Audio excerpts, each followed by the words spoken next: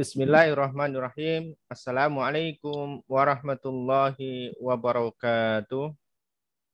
Waalaikumsalam warahmatullahi wabarakatuh. Innal hamdalillah nahmaduhu wa nasta'inuhu wa na'udzubillahi min shururi anfusina wa min sayyiati a'malina. May yahdihillahu fala mudilla lahu wa may yudlil fala hadiyalah. Asyhadu an la ilaha illallah wahdahu la syarika lah wa asyhadu anna Muhammadan abduhu wa rasuluh. Allahumma shalli ala sayyidina Muhammad wa ala ali sayyidina Muhammad. Kama shallaita ala sayyidina Ibrahim wa ala ali sayyidina Ibrahim wa barik ala sayyidina Muhammad wa ala ali sayyidina Muhammad. Kama barakta ala sayyidina Ibrahim wa ala ali sayyidina Ibrahim fil alamin innaka Hamidum Majid. Subhanak la ilma lana illa ma 'allamtana innaka antal alimul hakim. Alhamdulillahi rabbil alamin. Bapak Ibu, Ustadz Ustadzah, jamaah sekalian. Alhamdulillah pada malam hari ini kembali kita dipertemukan oleh Allah Subhanahu wa taala dalam nuansa yang insyaallah kita semuanya diberikan semangat, diberikan hidayah, diberikan kesehatan oleh Allah Subhanahu wa taala, dan yang terpenting lagi adalah kita diberikan kesempatan oleh Allah Subhanahu wa taala untuk sama-sama kita belajar, sama-sama mengkaji ayat Allah Subhanahu wa taala. Bapak Ibu, kawan-kawan, Ustadz Ustadzah yang dirahmati Allah Subhanahu wa taala, tema kita malam hari ini yaitu adalah masih terkait dengan problematika ataupun persoalan atau permasalahan yang memang setiap orang atau setiap kita itu memang tidak pernah terlepas dari yang namanya sebuah persoalan ataupun permasalahan. Ada saja, karena memang itu adalah bentuk ujian dari Allah Subhanahu wa taala. Dan ketika seseorang diuji oleh Allah Subhanahu wa taala, yakinilah bahwa itu adalah bentuk kasih sayangnya Allah kepada kita. Bentuk rahmatnya Allah kepada kita, yaitu adalah dengan kita diuji. Dengan kita diberikan ujian oleh Allah Subhanahu wa taala, apakah kemudian ketika kita melewati ujian itu masih dalam keadaan kita beriman dan bertakwa kepada Allah ataupun tidak? Dalam menjalani ujian itu, apakah kemudian kita berada di jalur yang benar ataupun tidak? Maka penting bagi kita untuk menyadari bahwa ujian ini adalah bentuk rahmatnya Allah Subhanahu wa taala. Sebagaimana yang sudah kita pelajari sebelumnya, bahwa Allah tidak mungkin memberikan beban, memberikan ujian kepada siapa saja itu melebihi daripada kemampuannya. Itu sudah terukur oleh Allah, ya, sudah terukur. Ketika kita diberikan ujian itu berarti memang kita dianggap mampu oleh Allah. Tinggal kemudian kita siap ataupun tidak dalam menjalani ujian tersebut. Baik kawan-kawan, mohon izin kami untuk menyampaikan materinya.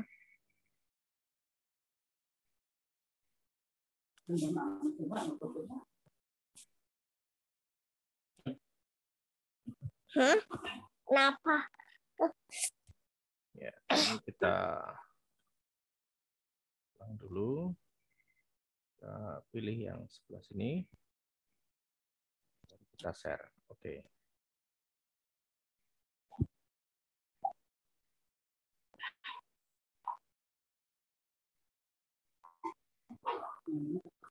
Nah, kawan-kawan, Bapak Ibu, status data, barangkali ada yang di antara kita bertanya, ini ada apa nih dengan problematika ataupun dengan solusi pasrah itu ya.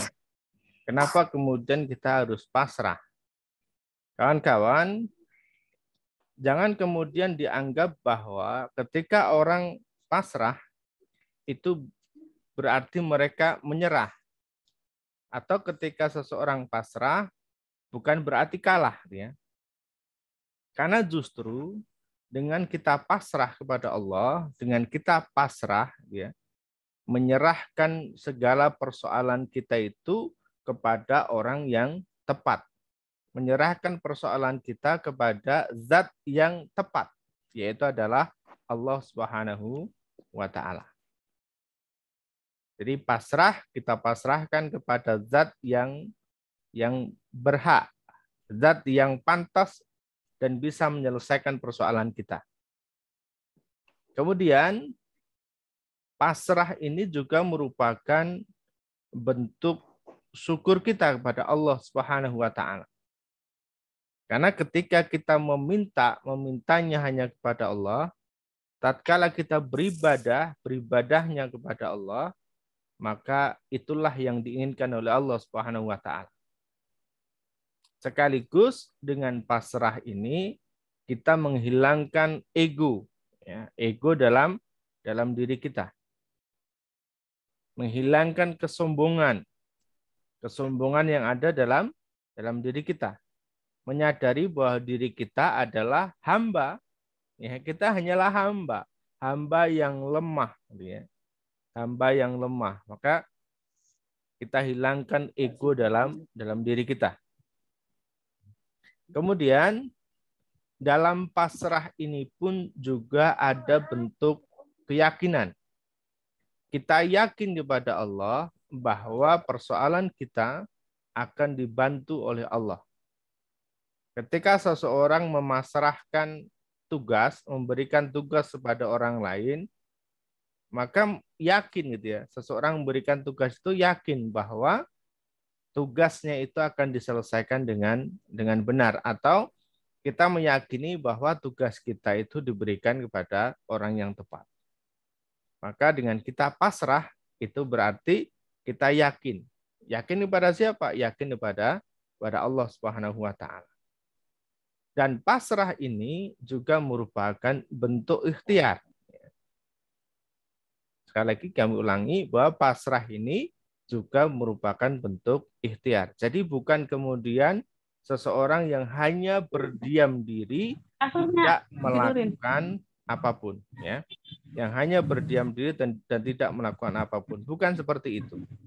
Pasrah dalam kata lain atau dalam kalimat yang lain itu disebut sebagai tawakal.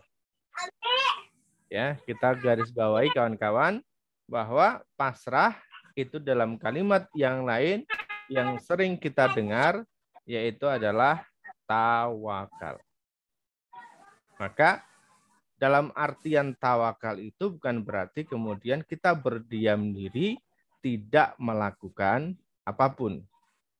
Bahkan Nabi ketika itu memarahi seorang sahabat, ya, memarahi sahabat yang dengan rasa pasrahnya, dengan rasa tawakalnya itu tidak jadi ontanya itu dibiarkan begitu saja, ya, tidak diikat, ya. Seorang sahabat yang tidak mengikat ontanya, karena apa? Karena merasa tawakal kepada Allah, merasa pasrah kepada Allah bahwa Allah akan menjaga ontanya. Padahal kawan-kawan Bapak Ibu satu kata, ketika seseorang tawakal, ya berarti harus dimulai dengan ikhtiar terlebih dahulu. Ya, ontanya diikat lebih dulu, baru kemudian kita pasrahkan onta kita itu kepada Allah Subhanahu wa taala. Baik, mohon maaf, kita cek dulu mic-nya ya. Ini saya matikan dulu mic-nya yang masih ada suaranya. Baik ya. Kita lanjutkan.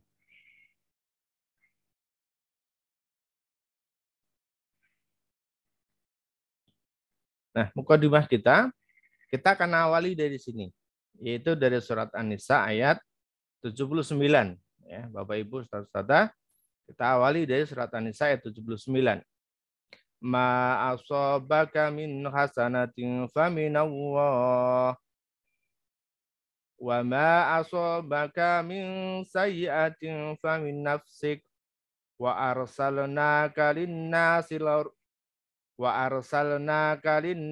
rasula wa kafa billahi syahida. Yang artinya adalah Bapak Ibu, kawan-kawan, apa saja nikmat yang kamu peroleh dari Allah Subhanahu wa taala. Jadi nikmat yang kita peroleh dari Allah ya, itu sebenarnya adalah nikmat-nikmat yang kita rasakan saat ini itu adalah dari Allah datangnya ya. Apapun nikmat yang kita peroleh itu datangnya adalah dari Allah. Dan sebaliknya, dan apa saja keburukan, bencana, persoalan yang mungkin rumit dalam benak kita, itu sebenarnya adalah atas kesalahan diri kita sendiri. Wa ma asobaka min sayyi'atin famin nafsik. Jadi segala keburukan yang kita terima, yang kita rasakan saat ini itu adalah karena ulah kita sendiri, karena perbuatan kita sendiri. Jadi ini perlu kemudian kita bedakan bahwa segala kebaikan yang kita rasakan, segala nikmat yang kita peroleh, itu sejatinya datangnya dari Allah Subhanahu wa taala. Namun sebaliknya, keburukan, segala sesuatu yang tidak mengenakkan untuk diri kita, itu lantaran atas dosa, lantaran atas kesalahan yang pernah kita lakukan.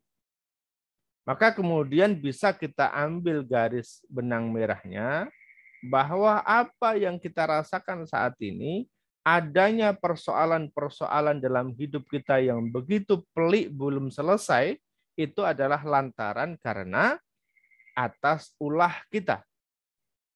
Nah kawan-kawan, Bapak Ibu, kenapa kemudian saat ini Allah belum turunkan pertolongan-pertolongan itu? Ternyata ini disebabkan karena kita masih memegang ego kita. Karena kita belum memahami akan dua hal ini. Yaitu apa?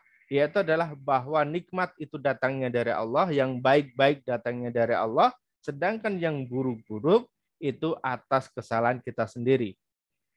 Kita masih ego, kita masih menganggap bahwa diri kita itu benar, dan kemudian bisa jadi kita menyalahkan orang lain. Kenapa? Karena saat itulah Allah belum datang memberikan pertolongannya. Kita lanjutkan sedikit lagi.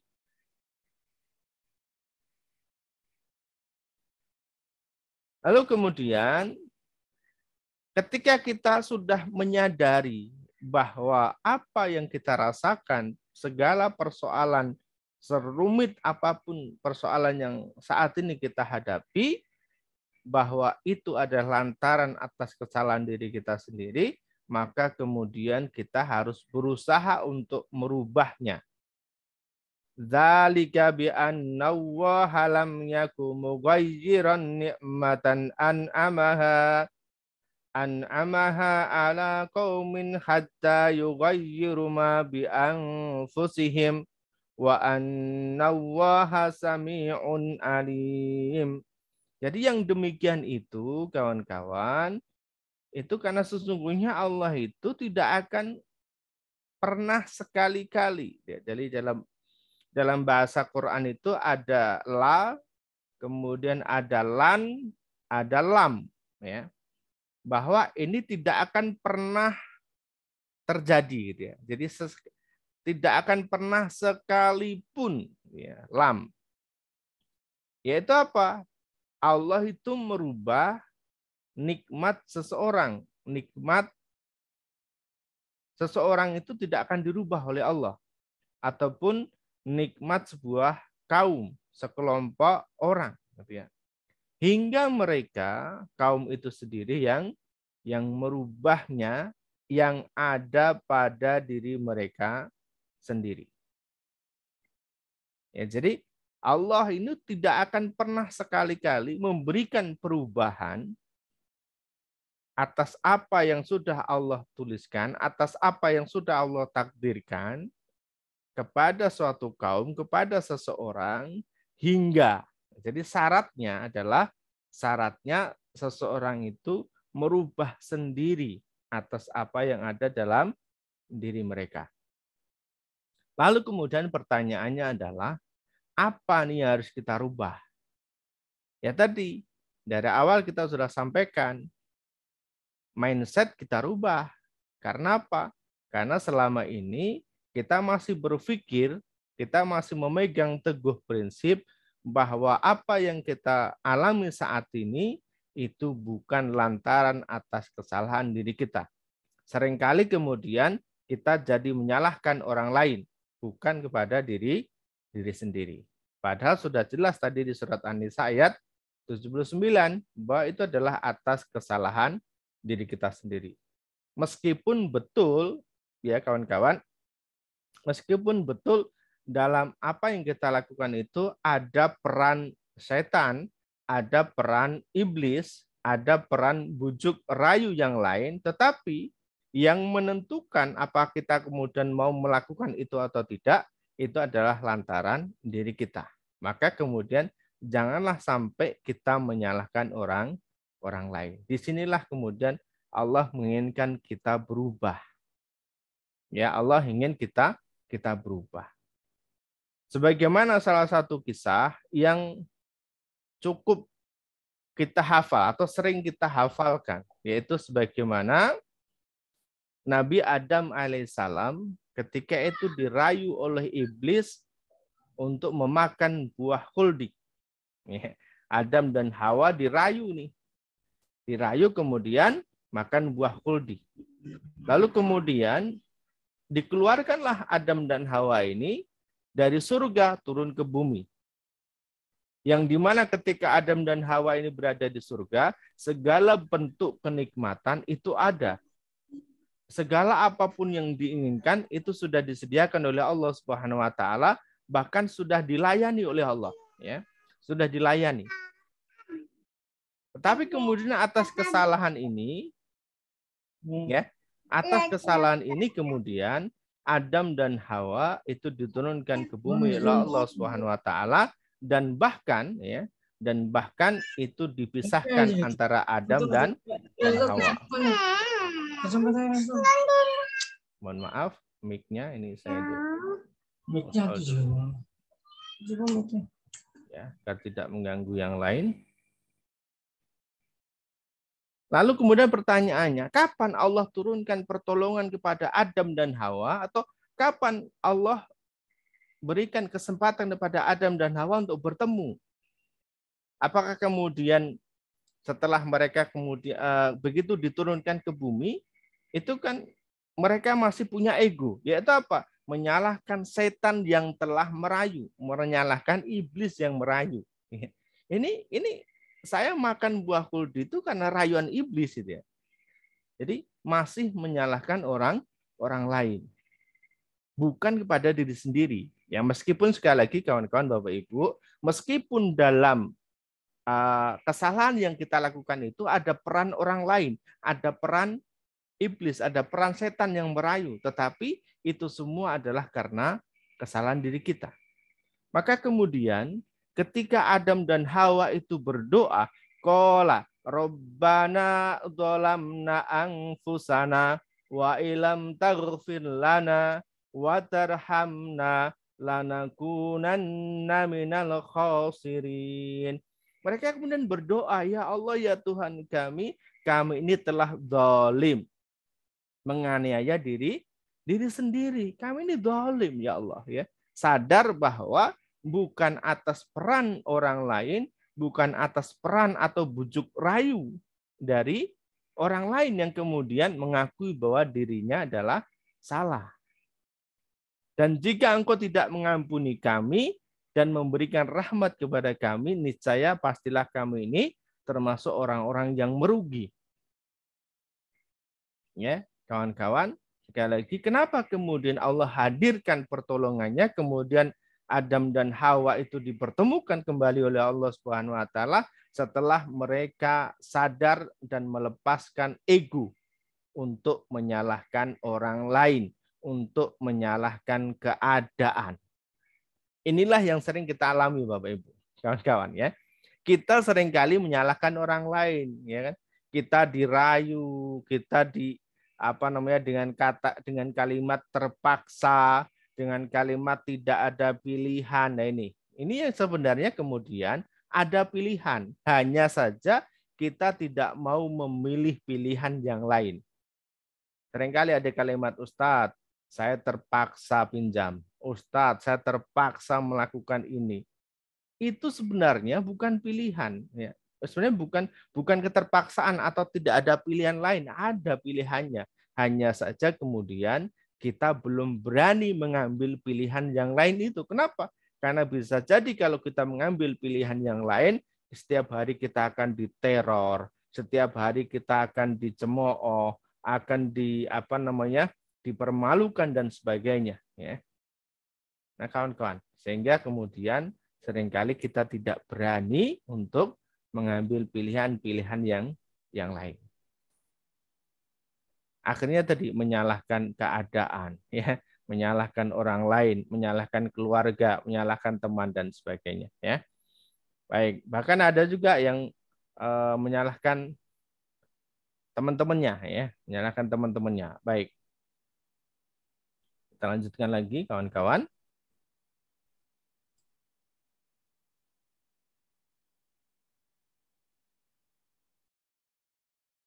Bentar. Oke, ya. Nah, sekarang coba kita lihat ya, satu lagi ada kisah ya. Sudah mau jam 9. Satu lagi kisah ini yang dialami oleh Nabi Yunus alaihissalam. Ketika itu dakwah diabaikan, dicuekin oleh umatnya. Merasa bahwa Allah tidak nolong.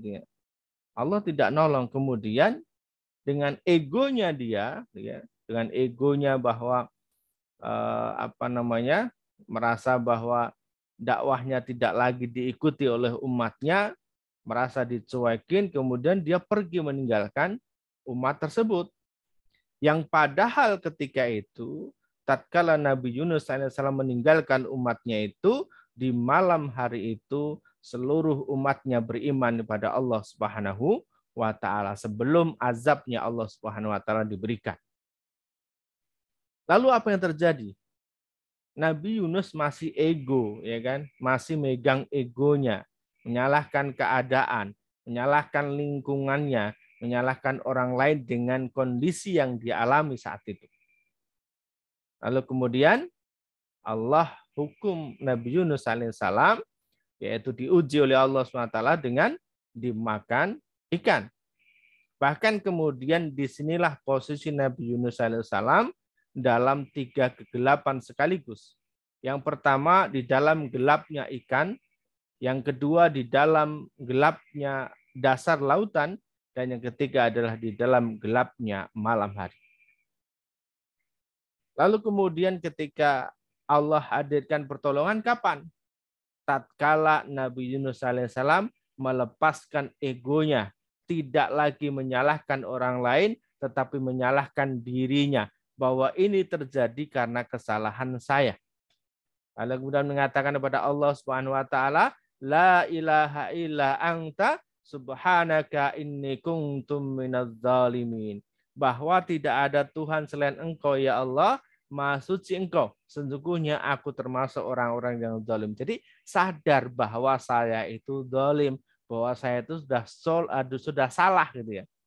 Jadi mengatakan bahwa saya sudah salah. Ini salah saya ya Allah. Ya. Dan saya siap menerima konsekuensinya. Kan begitu, ya kan? Siap menerima konsekuensinya. Baik. Lalu kemudian bagaimana cara perubahan itu, ya kan? Selain kemudian kita melepaskan ego, tidak lagi menyalahkan orang lain, kemudian disinilah kita berpasrah kepada Allah Subhanahu wa taala. Dan ini kita alami dan ini kita lakukan sehari semalam minimal 17 kali. Hanya kemudian apakah kita sadar akan bacaan sholat kita ataupun tidak. Karena ini dalam bacaan sholat. Ya. Ihdinas siratal mustaqim. Ini sering kita baca ya. Ihdinas siratal mustaqim. Nah, tunjukilah kami ke jalan yang lurus ya Allah. Tunjukilah kami ke jalan yang lurus. Jalan yang mana? Jalan yang benar, ya kan? jalan yang benar, bukan lagi jalan yang bengkok. Ya Allah, kami ingin kembali kepada Engkau. Siratal ladzina an'amta alaihim ghairil maghdubi alaihim waladdallin, yaitu adalah jalan orang-orang yang kau beri nikmat. Jadi kita meminta kepada Allah itu ditunjukkan jalan di mana jalan itu mengarahkan kita pada kenikmatan. Ya, jadi bukan lagi pada jalan yang dimurkai oleh Allah Subhanahu wa taala. Siapa yang dimurkai oleh Allah Subhanahu wa taala, ya? Ya, salah satunya adalah orang-orang yang tentu mereka tidak lagi ingin berada di jalannya Allah Subhanahu wa taala, ya. Termasuk juga bukan termasuk orang-orang yang disesatkan oleh Allah Subhanahu wa taala, orang yang sesat, ya, bukan juga termasuk orang-orang yang sesat. Itu adalah jalan yang kita minta kepada Allah Subhanahu wa taala. Jalan yang memang kita yakin bahwa ini kebenaran dan kemudian kita bersedia untuk melewatinya. Karena ada orang-orang yang dimurkai oleh Allah Subhanahu wa taala, orang-orang yang sesat itu, mereka yakin, mereka percaya bahwa ini adalah sebuah kebenaran, tetapi mereka tidak mau mengambilnya. Mereka yakin dan percaya bahwa ini adalah sebuah dosa, tetapi mereka masih melakukannya. Sehingga apa? Mereka termasuk orang-orang dimurkai oleh Allah dan juga mereka termasuk orang-orang yang sesat. Baik, kawan-kawan, Bapak Ibu yang dirahmati Allah Subhanahu wa taala. Sehingga inilah nanti yang kalau kemudian kita sambungkan lagi di surat Al-Baqarah misalnya, innal ladzina kafaru sawa'un 'alaihim a'anzartahum am lam tundirhum la yu'minun. Khatamallahu 'ala qulubihim wa 'ala sam'ihim wa 'ala absarihim ghishawah wa lahum adzabun azim.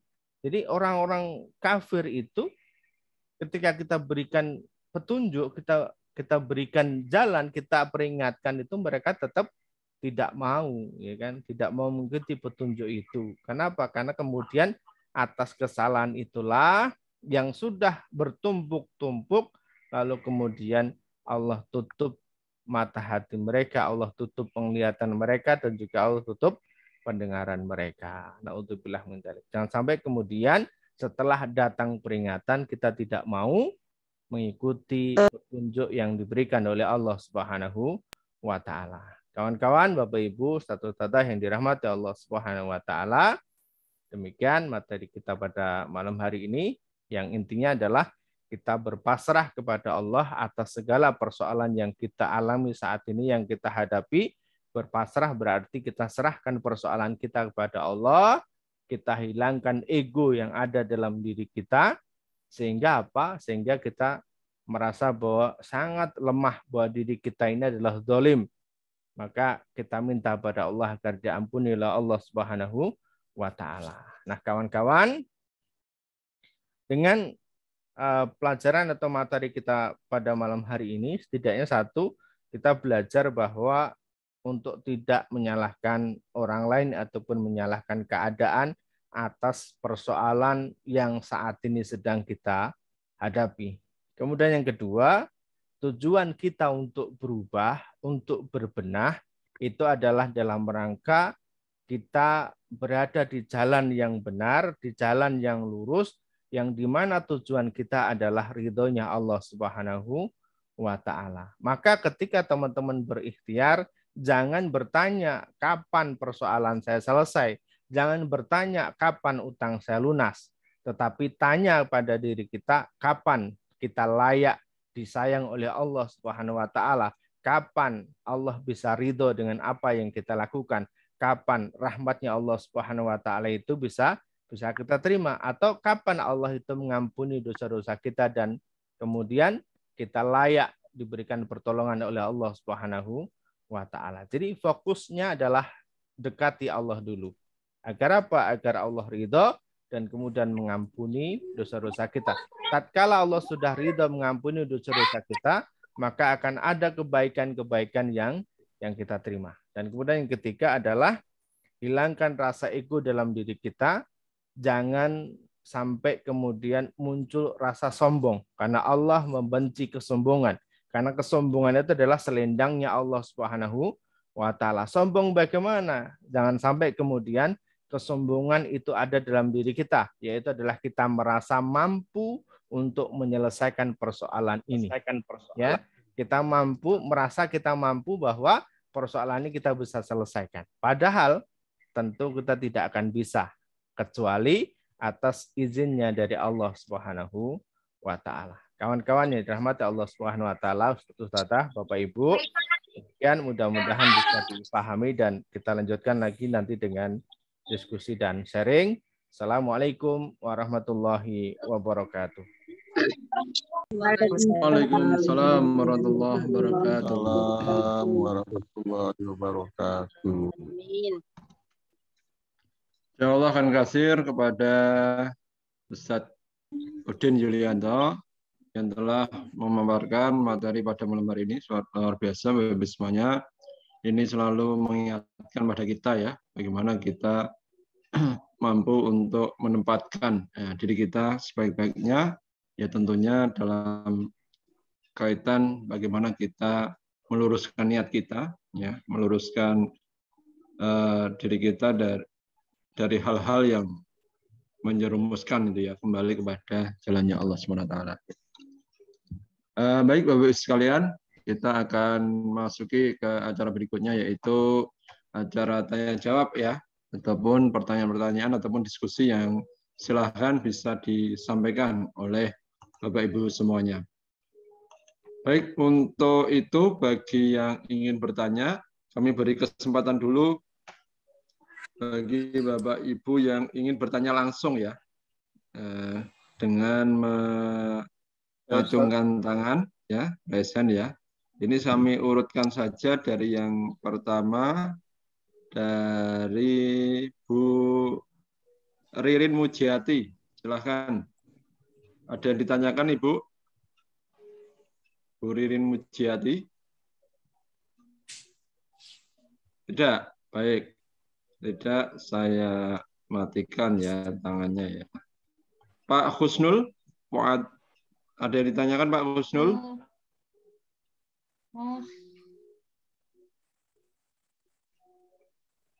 Silakan Pak Husnul kalau ada yang ditanyakan. Ya, Assalamualaikum Ustaz. Ya, Assalamualaikum. Waalaikumsalam warahmatullahi wabarakatuh. Nah, tentang tawakal ini, Ustaz. Bang, kalau mau raise hand di mana ya, Bang? Ya, halo. Ya, silakan. Dalam kemudian kita itu Ustaz ya sudah berikhtiar penuh, sudah berusaha semaksimal mungkin. Kemudian tapi Allah belum mengabulkan tentang hajat kita, misalnya amanah gitu ya, amanah hutang-hutang kita belum ada solusi gitu ya. Kemudian pasrah ya, tawakal kepada kita. Nah, bagaimana untuk menyikapi Ustadz seberapa tawakal itu, seberapa kapan tawakal itu benar-benar kita untuk bisa sabar dan tawakal betul-betul ikhlas kepada Allah sehingga Allah nanti betul-betul menolong kita. Itu Ustadz yang saya tanyakan.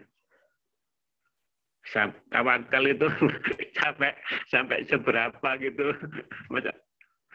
kan pasrah gitu Ustadz ya. Kadang-kadang kayak itu Ustadz ya. Terima kasih. Silakan Ustaz Udin untuk bisa menjawab langsung.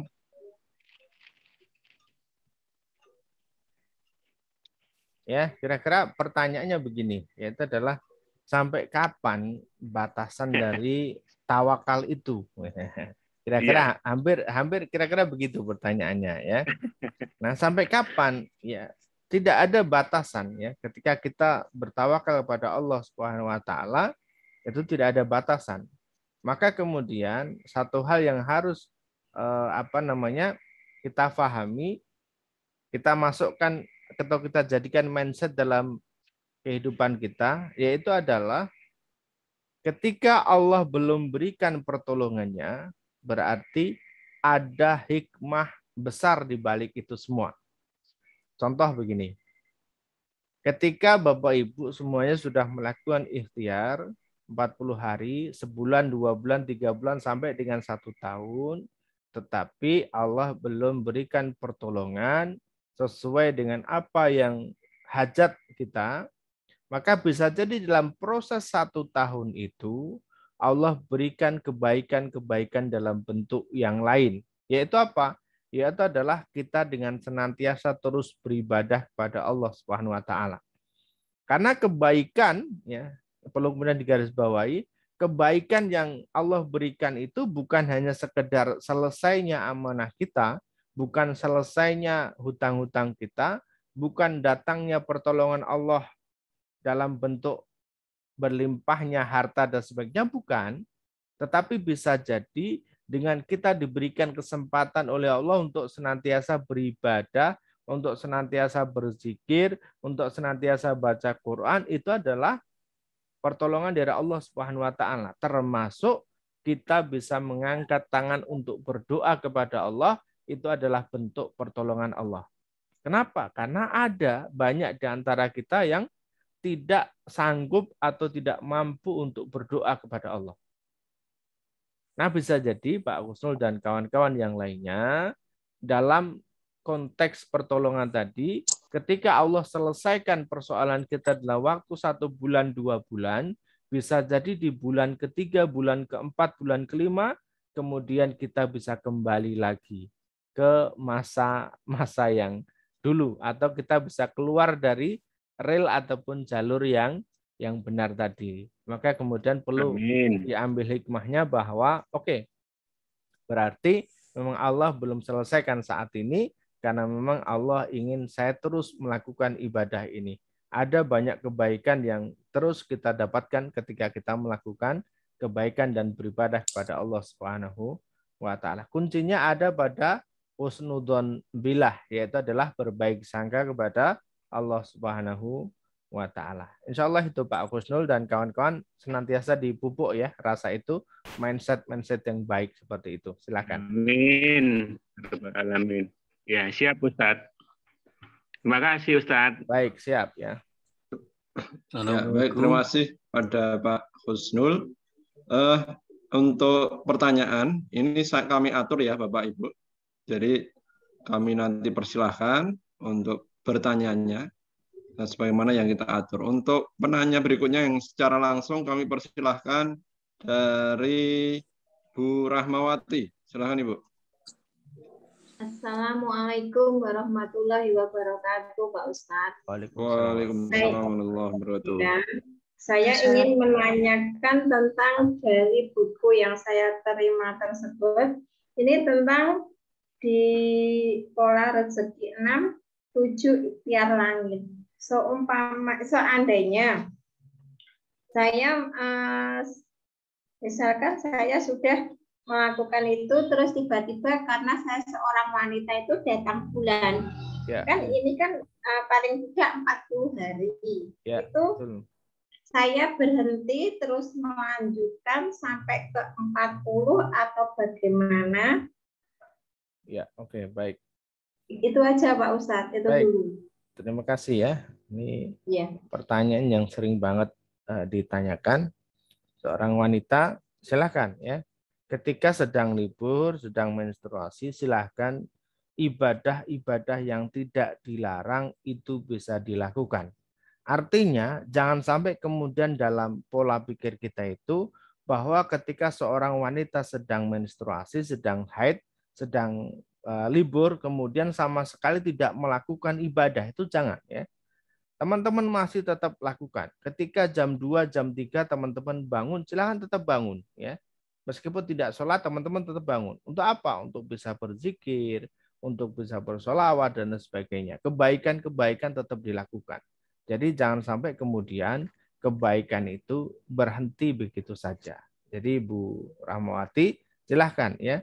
Ketika sedang libur, maka ibadah-ibadah yang tidak dilarang silahkan untuk tetap dilakukan. Insya Allah akan tetap mendapatkan pahala dari Allah Subhanahu wa Ta'ala. Karena pernah kita sampaikan bahwa kaidah fikihnya adalah sebuah ibadah yang sudah rutin kita lakukan dan kemudian terkendala, kita tidak bisa melakukan ibadah itu, terkendala karena alasan syar'i yang memang dibenarkan oleh Allah Subhanahu wa Ta'ala, termasuk tadi libur itu adalah memang dibenarkan oleh Allah, maka insya Allah akan tetap mendapatkan pahala seperti kita melakukan ibadah tersebut. Insya Allah demikian ya, mudah-mudahan bisa menjawab.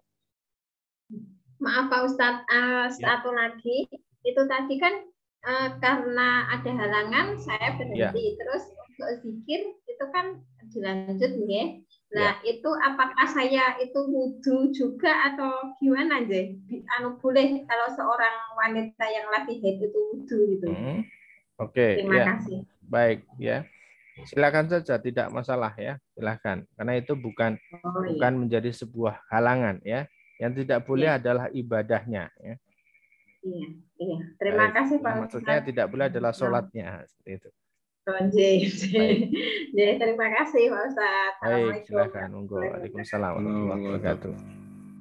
Terima kasih Bu Rahmawati. Berikutnya Pak Hendri, silakan Pak Hendri. Assalamualaikum Ustadz. Waalaikumsalam warahmatullahi wabarakatuh. Pak Ustadz, saya menanyakan tentang doa-doa kita yang mungkin tidak dijabah sama Allah gitu ya. Apa sih penyebabnya gitu ya? Padahal kita sudah berdoa gitu kan, dan juga sudah melakukan ikhtiar dan tawakal gitu kan.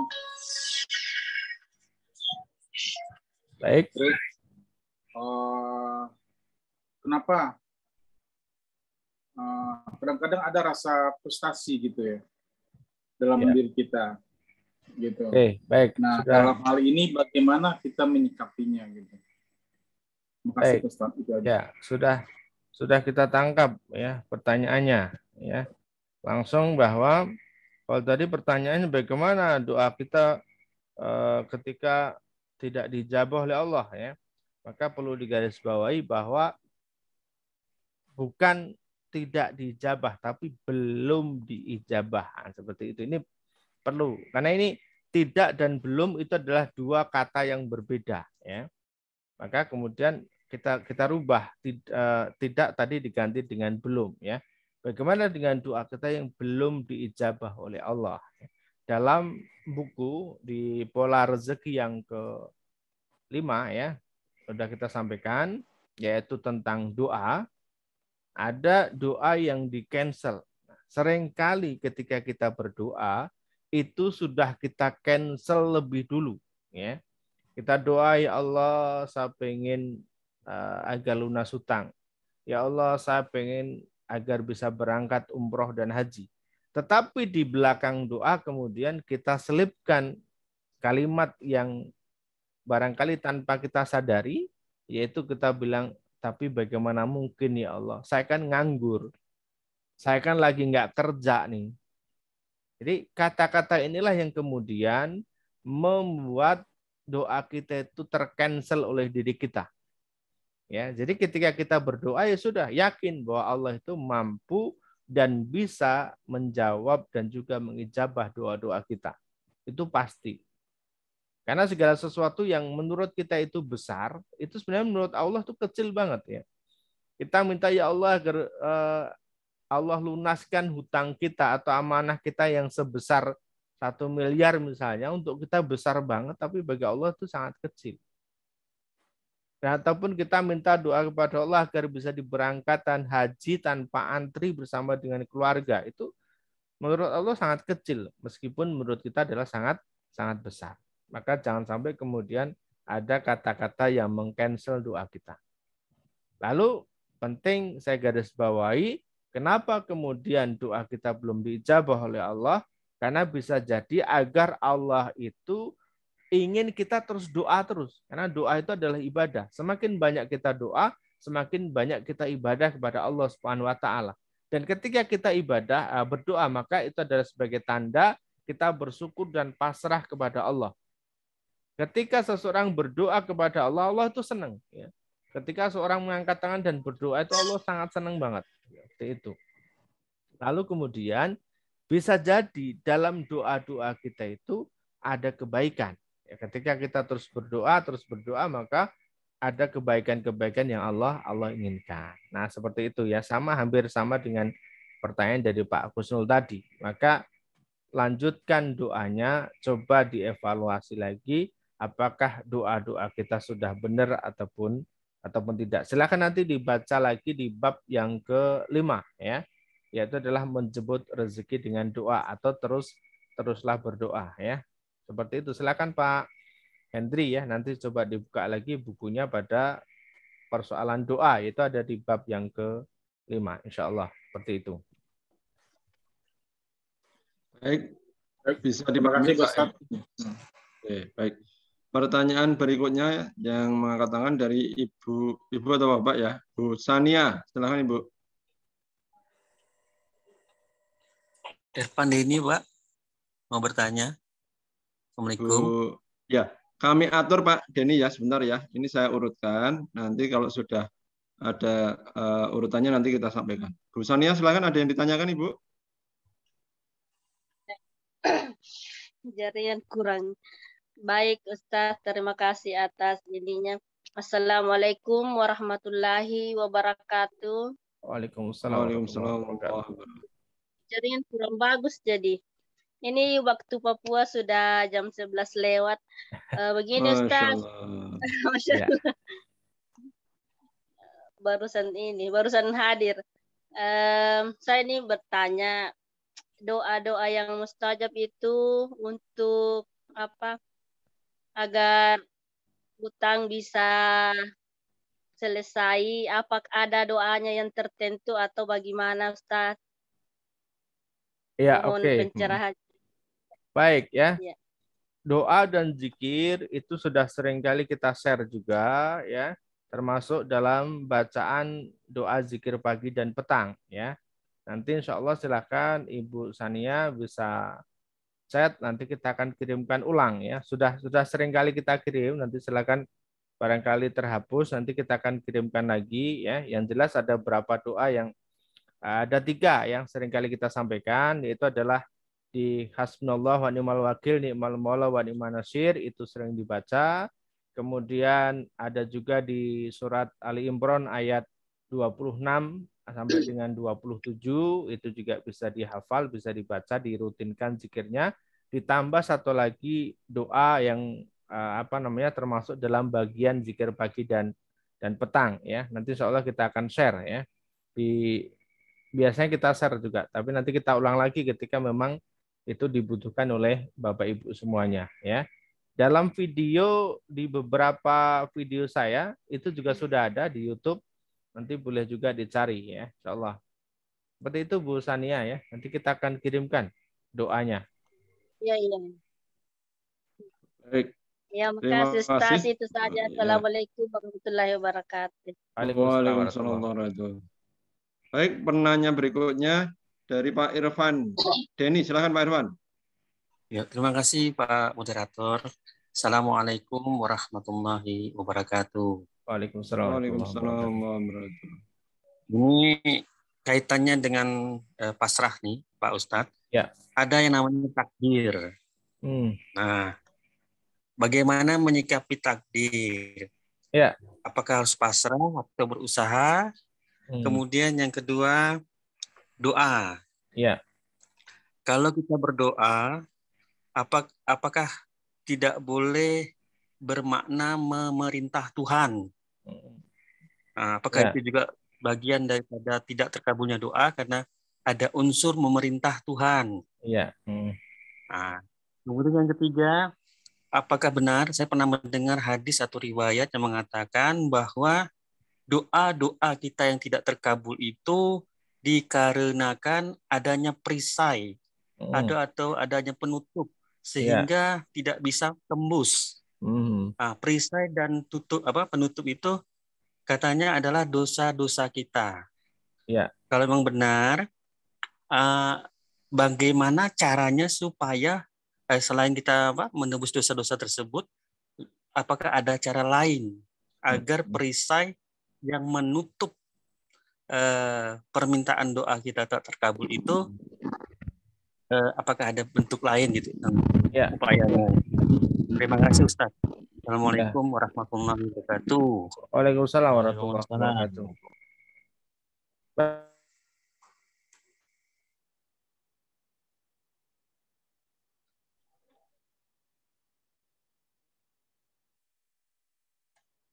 Mic-nya ketutup. Baik ya. Saja pertanyaan dari Pak Irfan ini bahwa terkait dengan takdir itu memang ada yang sudah menjadi takdir mutlak bagi diri kita dan itu tidak bisa kita rubah lagi. Contohnya, kita lahir sebagai laki-laki, kita lahir sebagai perempuan, itu tidak bisa dirubah. Jangan dirubah dengan operasi dan sebagainya, ya. Ini yang kemudian tidak bisa kita rubah. Tetapi terkait dengan kehidupan kita yang kita bisa memilih, maka itu kita bisa pilih dan itu bisa kita rubah. Caranya bagaimana? Salah satunya adalah dengan doa. Karena dengan doa itu bisa merubah takdir. Yang mungkin barangkali takdir kita kurang baik akan dirubah oleh Allah Subhanahu wa taala menjadi takdir yang baik. Nah, seperti itu. Maka Pak Irfan ini silakan terkait dengan takdir kehidupan kita, ketika itu hanya bukan menyangkut tentang fisik diri kita, tentang biologis diri kita, maka silahkan ya, itu bisa kita rubah dengan cara kita meminta kepada Allah Subhanahu wa taala. Jadi takdir itu bisa dirubah, kawan-kawan, Bapak Ibu, dalam sebuah hadis disebutkan takdir itu bisa dirubah dengan satu itu dengan doa, yang kedua dengan sedekah, dan yang ketiga adalah dengan amal sholih.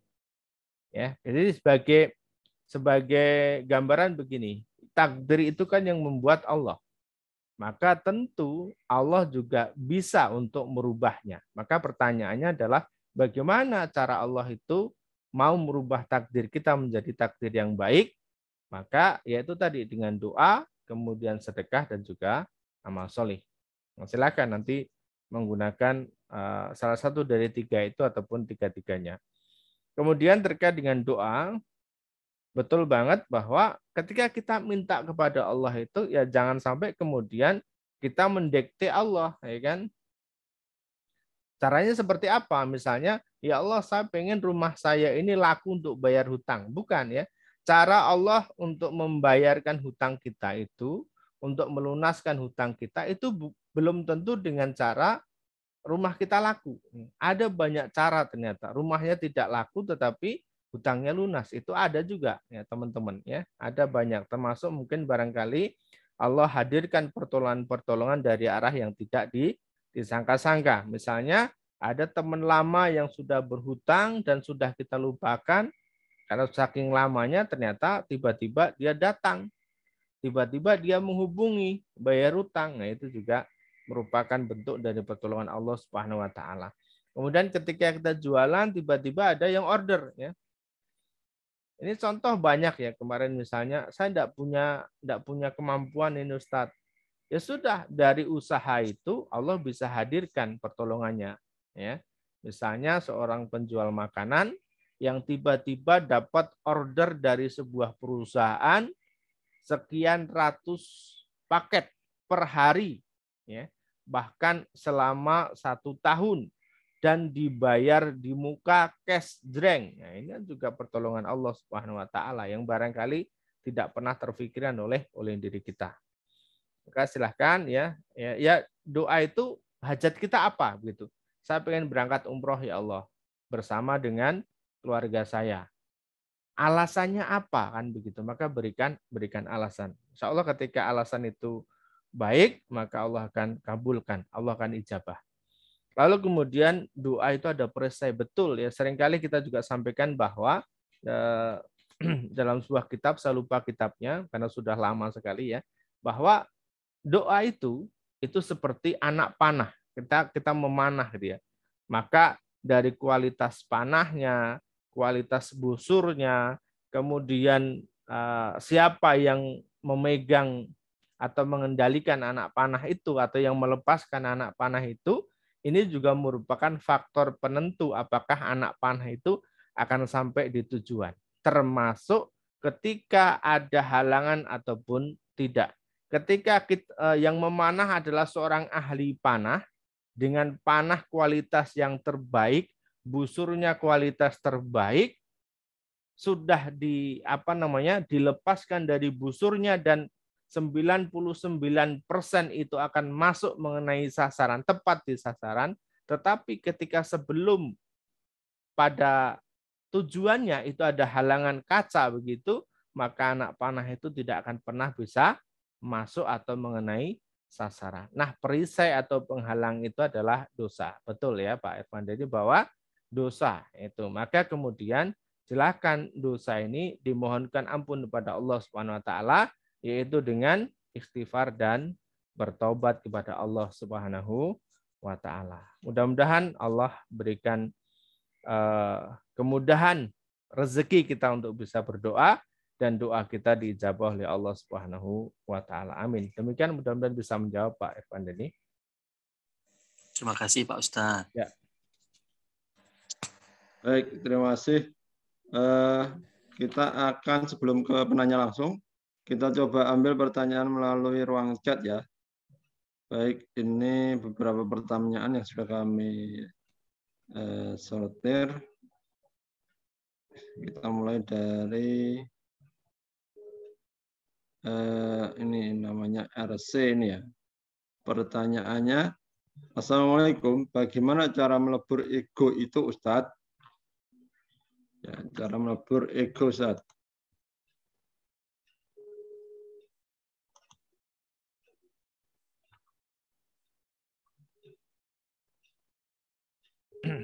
Ya, terkait dengan ego, karena ketika seseorang itu merasa bahwa dirinya lebih baik, merasa lebih mampu, merasa lebih bisa daripada yang lain, maka ego ataupun kesombongan dalam diri itu akan muncul. Oh, saya merasa lebih baik dari dia, saya merasa lebih mampu dari dia. Kenapa kalau kemudian kita melihat, apakah kemudian iblis itu tidak baik? Baik. Apakah iblis itu tidak pintar? Pintar. Tetapi karena rasa sombongnya, yang itulah yang kemudian membuat iblis itu keblinger dan kemudian ditetapkan oleh Allah SWT nanti akan menjadi penghuni neraka. Iblis itu ketika itu berada di surga, ya, dan cukup lama berada di surga sebelum Adam alaihissalam. Tetapi karena rasa sombong tadi, ego tadi, merasa aku, gitu ya, maka kemudian membuat iblis akhirnya dikeluarkan dari surganya Allah Subhanahu wa taala. Maka silahkan dihilangkan rasa bahwa kita lebih bisa, rasa bahwa kita itu lebih mampu, itu jangan, silakan dihilangkan dan sadarlah bahwa kita itu adalah manusia atau hamba yang zalim tadi. Zalim itu adalah lemah ya. Hamba yang lemah ya, bahwa kita tidak bisa berbuat apa-apa kecuali atas ridhonya dari Allah Subhanahu wa taala. Mudah-mudahan bisa menjawab. Demikian Gus. Ya, baik, semoga bisa menjawab ya pertanyaan dari ini tertulisnya RC gitu ya. Baik, ini ada pertanyaan berikutnya lewat room chat ya dari Pak Sutresno. Saya didiemin seorang tetangga tanpa tahu apa sebabnya. Ya, gimana solusinya Ustadz? Ya, pertanyaannya gitu. Oke. Baik, silahkan kasih sesuatu kepada tetangganya. Silahkan masak yang enak mungkin, atau ketika masak apa, kuahnya dibanyakin, silahkan sering kasih kepada tetangga. Insya Allah ya, 2-3 kali akan luluh di satu saat nanti, karena tidak akan ada yang tetangga, teman atau siapapun yang kemudian tidak luluh ketika diberikan kebaikan. Ya. Silahkan diberikan hadiah atau apa, insya Allah nanti akan jadi luluh. Ya. Dan ini sudah banyak dibuktikan ya. Diajak atau ditraktir makan begitu, insya Allah nanti akhirnya jadi luluh. Dan terpenting lagi adalah senantiasa berhusnudonlah. Jangan sampai kemudian kita jadi berprasangka ya. Tetangga kita diam itu mungkin barangkali sedang sakit gigi sehingga tidak bisa senyum ataupun menyapa gitu ya. Jadi senantiasalah berpikir positif seperti itu. Maka datangi, ajak bicara atau ajak makan, insya Allah nanti akan jadi luluh lagi. Demikian Pak Sutresno, mudah-mudahan bisa menjawab ya. Ya, baik. Kita kembali ke penanya langsung ya. Di sini ada ini Bu-ibu atau Bapak ya? Iski, silakan. Ya, terima kasih. Assalamualaikum warahmatullahi wabarakatuh. Waalaikumsalam warahmatullahi wabarakatuh. Ini Pak Ustadz, saya mau tanyain tentang masalah zikir Pak Ustadz. Untuk zikir yang Pak Ustadz kasih itu kan ada zikir pagi dan zikir sore ya. Ini yang pertama, kalau misalkan untuk zikir pagi itu sendiri, untuk waktunya apa pada saat kita bacanya itu pada saat sholat subuh atau pada saat duha? Atau yang kalau misalkan zikir yang sore itu Pak Ustadz, kalau misalnya harus asar atau habis maghrib juga nggak apa-apa. Terus yang kedua Pak Ustadz, ini pada saat misalnya lagi saya zikir nih Pak Ustadz ya, karena saya masih punya anak kecil ya Pak Ustadz, tiba-tiba anak saya nangis atau apa gitu ya, zikirnya belum selesai nih Pak Ustadz. Apa itu bisa saya lanjutkan lagi zikirnya atau bagaimana Pak Ustadz begitu? Oke, ya. Cukup itu saja? Itu aja Pak Ustadz. Makasih Pak. Baik ya. Zikir pagi kapan? Waktunya adalah ba'da subuh ya. Silahkan itu dizikirkan ya pagi. Kemudian sore kapan? Sorenya itu bisa ba'da asar ataupun ba'da maghrib. Silahkan ya. Lalu kemudian ketika zikir, kalau ada gangguan nih, anak nangis, maka silahkan nanti bisa dilanjutkan lagi. Jadi tidak perlu diulang zikirnya. Insya Allah demikian. Begitu Paham Pak ya? Ustadz. Oke, ya. Ya. Pak Ustadz, kalau misal mohon maaf. Ini kan untuk zikir, kalau zikir itu, ini kan saya masih ngebaca ya Pak Ustadz ya, karena belum hafal. Itu bermasalah atau enggak Pak Ustadz ya? Enggak, boleh saja. Ya, boleh aja, nggak apa-apa ya? Boleh saja. Oh ya udah deh. Iya, Oke. gitu. Ya, makasih Pak Ustadz sholat ya. sambil baca Quran aja boleh ya. Apalagi zikir. Gitu. Iya. Ya, maka seringnya kalau ada di pondok ataupun di masjid-masjid jami itu biasa di depan itu ada Quran yang besar, itu adalah dibaca oleh imam. Insya Allah demikian. Oke Pak Ustadz, makasih Pak Ustadz ya. Oke. Ya, terima kasih pada Bu Iski atas pertanyaannya. Lanjut ke Bu Nur Hidayah. Iya Pak Ustadz. Assalamualaikum warahmatullahi wabarakatuh. Waalaikumsalam. Begini Pak Ustadz, kan kalau misalkan kita sudah terapkan ikhtiar langit dan bertawakal, lalu kan hati kita jadi tenang kan Pak? Iya. Terus hati kita jadi tenang, kita juga berdoa jadi lebih khusyuk gitu kan, jadi kita lebih fokus. Tetapi di sisi lain pasangan kita, suami kita itu mengganggu ketenangan kita dengan marah-marah dan mencemooh ikhtiar kita. Jadi kan kita kalau udah diganggu gitu kan jadinya kita jadi sedih, jadi takut, jadi hatinya juga jadi was-was gitu kan. Memang sih kalau misalkan emang kita sebagai istri kita pernah ada salah gitu kan. Tapi setelah karena sering dimarahin gitu kan kita jadi nggak tenang juga gitu Pak. Bagaimana cara menyikapinya dengan hal seperti itu? Sementara istri kan juga harus patuh terhadap suami. Kan ridhonya Allah juga dari ridhonya suami gitu. Gimana cara menyikapi seperti itu? Ya, baik ya. Nah, ini adalah bagian daripada ujian atas ikhtiar yang kita lakukan. Jadi waktu kita ikhtiar, kemudian ya tentu ada godaan ya. Orang-orang yang berhijrah, orang-orang yang ingin kembali kepada Allah Subhanahu wa taala, ingin lebih dekat kepada Allah, itu tentu ada ujian. Kenapa? Karena ketika orang mengatakan saya beriman saja, itu Allah uji lebih dulu dia. Ya, Allah ketika seorang mengatakan saya beriman kepada Allah, itu Allah tidak biarkan begitu saja. Allah itu akan uji. Apalagi ketika orang yang beriman kemudian ingin jauh lebih dekat lagi kepada Allah, ingin jauh lagi mengamalkan apa yang Allah perintahkan, maka tentu akan ada ujian-ujiannya. Nah, termasuk tadi pasangan yang kurang sabar, pasangan yang mungkin suka marah, itu adalah bagian daripada ujian, ya. Maka silakan untuk kita ikhlas dan juga bersabar dalam menjalaninya. Doakan saja pasangan kita, mudah-mudahan diberikan hidayah oleh Allah Subhanahu wa taala. Siapa tahu nanti dengan kita bersabar, Allah turunkan hidayah.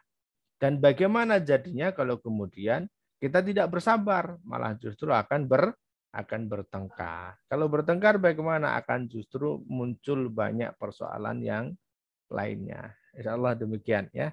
Kuncinya pada sabar dan ikhlas. Berdoa pada Allah Subhanahu wa taala, mudah-mudahan dapat hidayah. Insya Allah demikian. Baik, Oke. Baik, terima kasih ya, Bu. Ibu, Pak Ustadz. Ya, siap. Ya. Kita lanjutkan ke penanya berikutnya yang mengangkat tangan.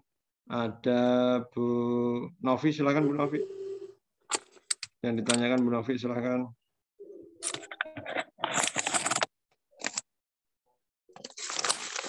Bu Novi ada yang ditanyakan? Kalau belum, kita lanjut ke Bu Rima Ratna Sapitri.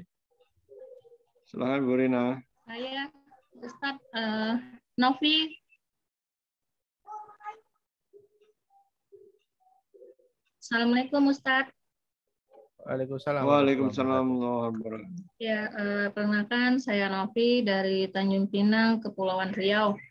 Alhamdulillah, terima kasih Kang Udin sudah menerima saya di grup, dan alhamdulillah ketika sudah bergabung, semoga amal-amal ikhtiar langit yang diberikan Ustadz bisa saya jalankan dengan istiqomah. Dan alhamdulillah setelah sekitar 27 hari ya Ustadz, saya menjalankan ikhtiar langit. Alhamdulillah, walaupun mungkin secara materi saya belum diberikan Allah, tapi saya sangat bersyukur. Rasa tenang yang tadinya rasa sangat takut, alhamdulillah sudah saya rasakan, dan rasa malu pun sudah saya pasrahkan semuanya sama Allah. Nah, terkait dengan tema malam ini, kita pasrahkannya semua sama Allah. Nah, tapi kita sudah pasrah nih kan semua masalah yang sedang kita hadapi. Ya.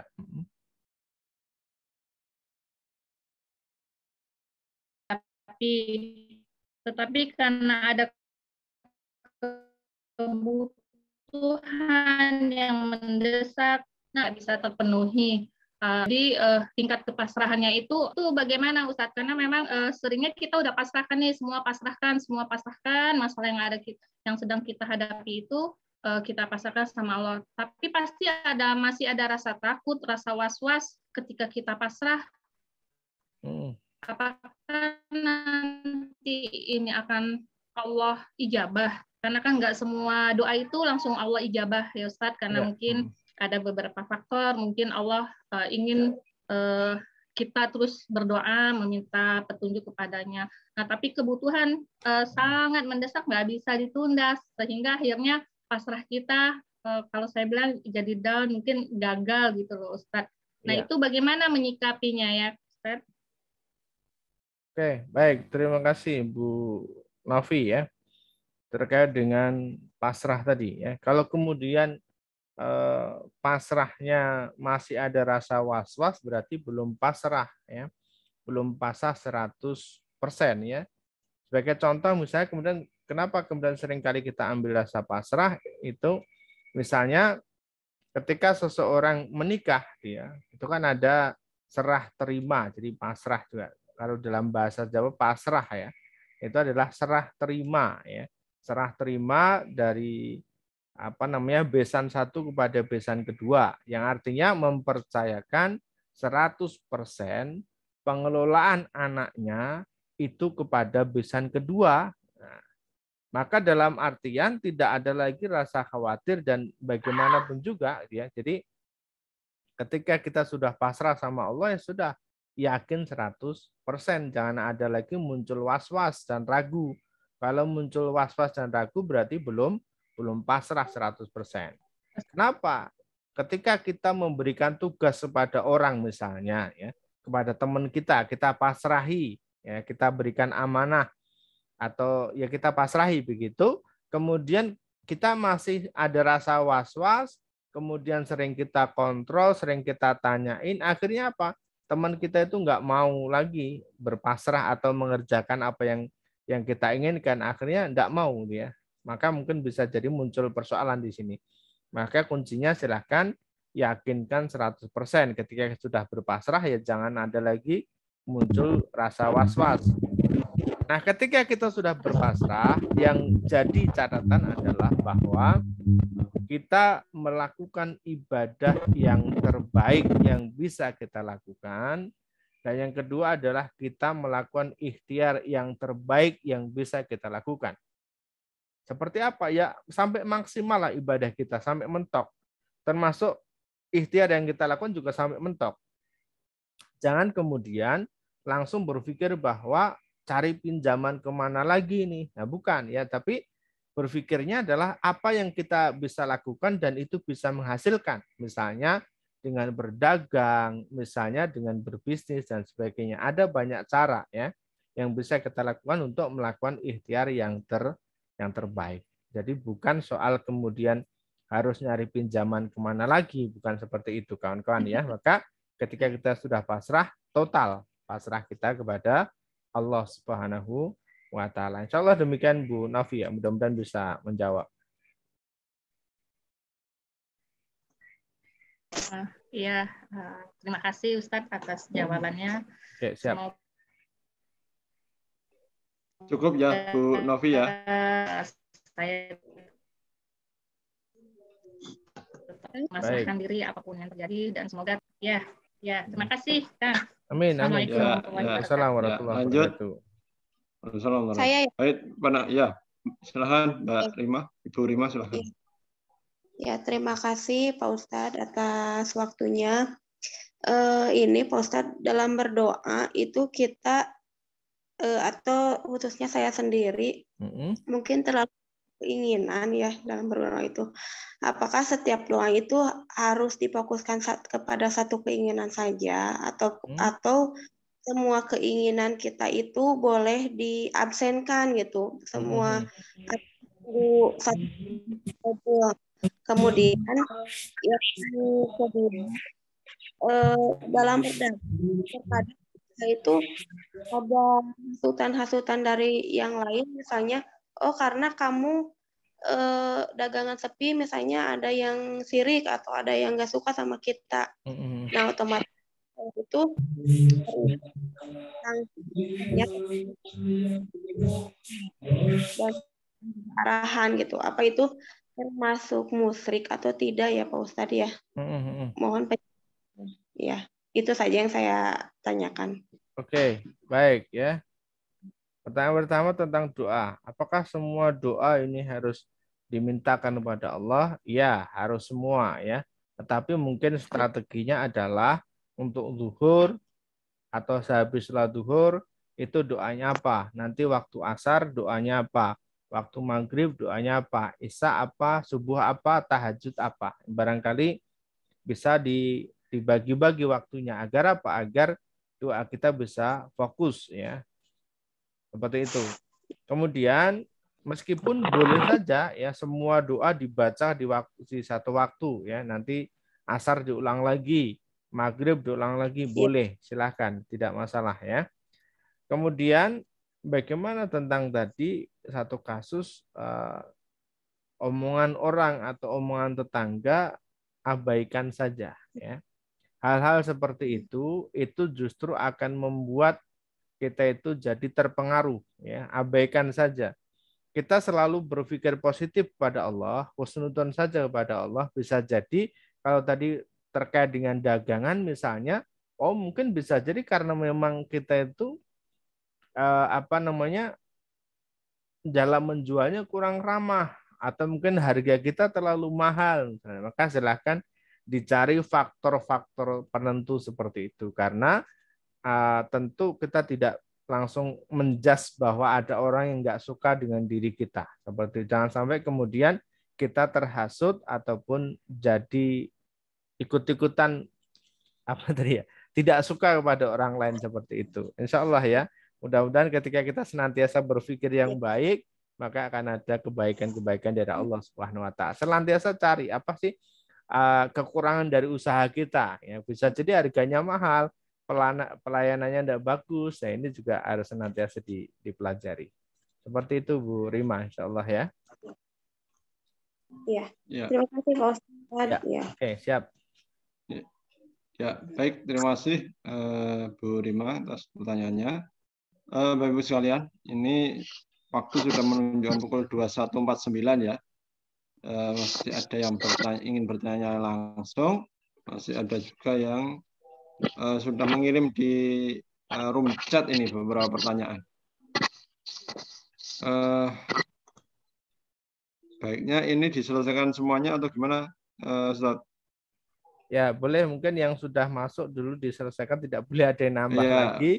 Yang sudah angkat tangan jangan sampai ada yang nambah lagi gitu ya. Ya, oke. Yang angkat tangan sudah kita batasi ya sampai ini Bu Diana. Untuk yang bertanya langsung nanti kita bacakan satu-satu setelah yang untuk yang bertanya lewat chat nanti kita bacakan setelah nanya langsung cukup. Lanjut Bu Dian SBY atau Surabaya mungkin ini ya. Silakan kalau ada pertanyaan Ibu. Ya, baik. Terima kasih Ustaz. Assalamualaikum warahmatullahi wabarakatuh. Waalaikumsalam warahmatullahi wabarakatuh. Iya. Terima kasih, saya sudah menjalani, sudah baca sih. Memang belum banyak, belum selesai. Tapi alhamdulillah saya sudah merasakan, sudah tenang, sudah benar-benar sudah pasrah. Insya Allah sudah pasrah. Cuman kadang-kadang Ustaz seperti ini, berpikir, kenapa teman-teman atau orang-orang yang belum hijrah seperti kami yang begini, seperti yang Ustaz ajarkan itu masih banyak mengerjakan maksiat ke arah yang belum ke sana, itu masih diberikan Allah sesuatu yang mudah, yang kami lihat mudah. Tapi kami sendiri yang kita sudah hijrah, sudah berpasrah sama Allah, tapi ya memang belum diridhoi Allah seperti itu. Kami yakin memang belum diridhoi Allah, tapi di sisi lain saya berpikir kenapa orang-orang yang di luar dari kita yang sekarang mengerjakan ini tuh lebih mudah mendapatkannya. Yeah. Itu kalau pertanyaan saya sih yang tadinya mau saya tanya kan sudah jawab semuanya. Cuman yang unak-unak sedikit yang kepingin saya tahu. Ya. Assalamualaikum warahmatullahi wabarakatuh. Baik ya, Bu Dian dari Surabaya. Baik ya, tadi satu itu adalah ada bisik-bisik setan ya, maka senantiasalah berlindung kepada Allah Subhanahu wa taala ya. A'udzubillahi minasyaitonirrajim. Senantiasa kita berlindung dari segala godaan setan, dari bisik-bisikan setan tadi. Karena termasuk yang disampaikan tadi itu adalah istidrajnya Allah Subhanahu wa taala. Jadi ada orang yang nggak pernah sholat, yang nggak pernah ibadah, tapi dunia ini diberikan oleh Allah Subhanahu wa taala. Dia diujar, kalau dalam bahasa Jawa itu diujar atau dijarke gitu. Sak karepmu, suka-suka lo gitu ya, mau ngapain aja itu boleh ya. Tetapi orang-orang yang seperti itu mereka tidak akan pernah mendapatkan sedikit pun dari kebaikan akhirat. Kenapa? Sudah diberikan oleh Allah Subhanahu wa taala di dunia, itu namanya istidraj. Kita jangan meri, jangan iri dengan orang-orang seperti itu. Tetap kita fokus saja kepada Allah Subhanahu wa Ta'ala terhadap ibadah kita.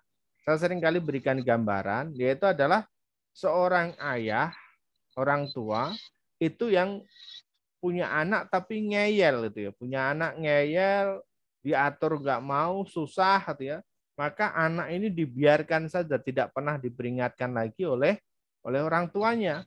Tetapi ketika nanti orang tua itu memberikan warisan, sang anak ini dicoret dari ahli waris, tidak akan mendapatkan apapun dari warisannya. Seperti itu. Itu adalah istidratnya Allah Subhanahu wa Ta'ala. Jadi tidak usah ngiri, Bu Dian ya, nganan saja, jangan ngiri ya. Insyaallah demikian, mudah-mudahan bisa menjawab.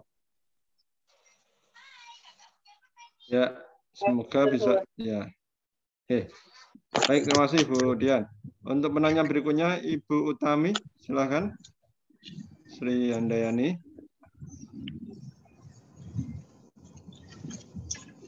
Atau Bu Diana, silakan Bu Diana. Nanti biar Bu Utami berikutnya. Silakan Bu Diana. Terima kasih Pak. Assalamualaikum Pak Ustadz, Kang Udin. Kita baru berjumpa lagi di Zoom ya Pak. Baik. Ini saya sebenarnya bukan bertanya Pak, karena saya alhamdulillah saya kenal dengan Pak Ustadz dari awal-awal pandemik ya Pak. Masya Allah. Ya, di saat saya lagi benar-benar terpuruk, mungkin Pak Ustadz tahu sendiri kisahnya seperti apa ya Pak. Bahkan mungkin jalan menapak juga nggak bisa itu ya. Baik. Tapi alhamdulillah Pak Ustadz atas bimbingannya, dan kita berjumpa di seminar kemarin di Bogor ya beberapa bulan yang lalu. Pak Ustadz, ini sekedar sharing ya Pak dengan rekan-rekan di sini semua, apa yang sudah saya jalankan, dan bimbingan Pak Ustadz dengan berzikir, istighfar minimal 100 kali sehari. Dan di sini yang saya alami adalah kita harus banyak bersyukur, apapun disyukuri Pak. Jadi langkah apapun, contoh saat bangun tidur kita bersyukur ya, seperti itulah ya, alhamdulillah, dan kita masih bisa menghirup udara yang segar. Kemudian ya kita bersyukur terhadap alam semesta Allah udah berikan kepada kita. Termasuk mungkin tadi ada di sini yang bertanya tentang jualannya kok dapat persaingan ya, apa segala macam, itu sebenarnya semua dari diri kita Pak. Jadi gini Bapak, mohon maaf nih bukan mengajari ya. Oke, siap. Allah itu kan sesuai dengan prasangka hambanya, bukan seperti itu ya Pak Ustadz ya. Ya, betul banget. Jadi biasanya yang saya lakukan setelah kita berzikir pagi-pagi itu, kita selalu, bahkan saya ajarkan ke anak saya bilangin, nah ya Allah, alhamdulillah saya bertemu dengan orang-orang yang baik, teman-teman yang baik. Itu pasti dalam perjalanan waktu, jam per jam, detik per detik, itu nanti kita ketemu, atau ada aja info, dan kita ketemu dengan orang-orang yang baik, seperti itu. Ya. Jadi insya Allah tuh Pak, yang ibu mungkin yang tadi punya toko atau apa, kok ada persaingan, doa aja tiap hari gitu.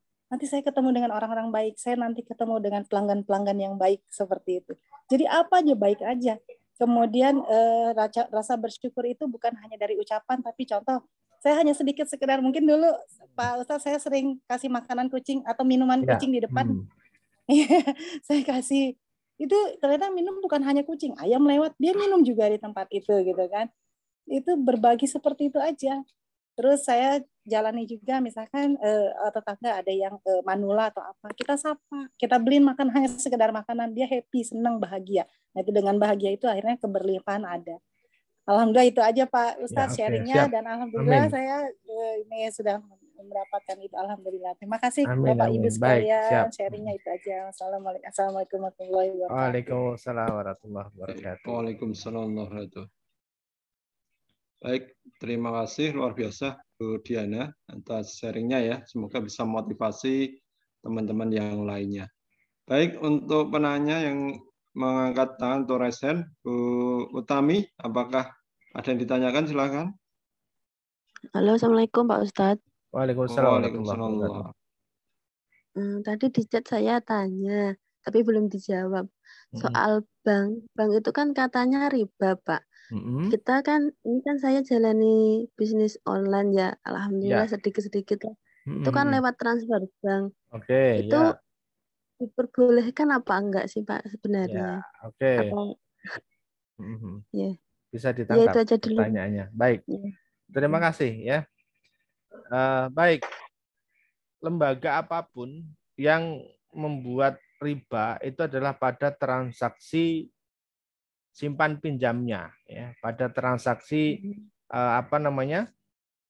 ketika seseorang meminjam dan kemudian berbunga ya, disitulah masuk ribanya, apapun lembaganya ya, apapun lembaganya. Sehingga kalau kemudian pada batas ini ketika seseorang itu melakukan transaksi via bank atau via lembaga apapun, transfer dan sebagainya, maka itu masih diperbolehkan ya. Kecuali kalau kita datang ke bank minta pinjam uang ada bunganya, nah itu yang tidak diperbolehkan. Sekali lagi ketika masih dalam transaksi-transaksi seperti itu, untuk pembayaran listrik dan sebagainya itu juga masih diperbolehkan ya. Maka tidak semua lini atau bagian dari bank itu juga masuk riba, tidak ya, tidak 100%. Kecuali memang nanti ada pengganti ya, seperti itu. Tapi untuk saat ini soal tidak, sehingga jangan sampai kemudian kita jadi saklek itu apa ya?